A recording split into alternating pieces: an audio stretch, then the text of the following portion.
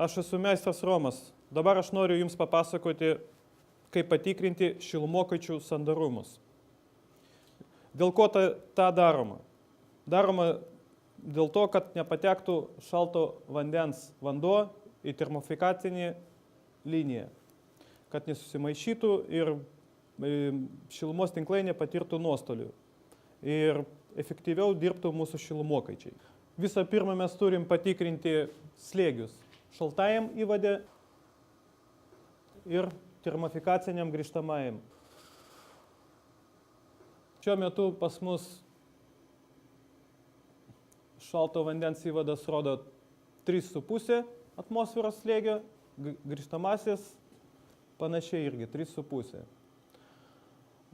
Šalto vandens slėgis turi būti mažesnis atmosferos arba lygus, arba didesnis. Tada mes galim atlikti tokius veiksnius. Dabar užsukom pirmą sklendę lėtai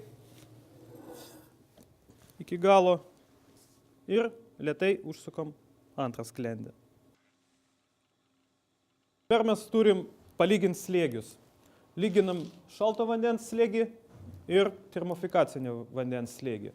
Dabar šiuo metu, kaip matom, slėgis nukrytęs, 0 rodo, o čia pas mus 3.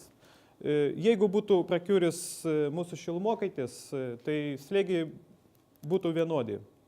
Čia 3,5 ir čia 3,5. Dabar šiuo momentu čia rodo 0, reiškia, šilumokaitis mūsų yra sandarus. Nu ir dabar atliekam viską atvirkščiai. Atsukam lėtai antrą sklendę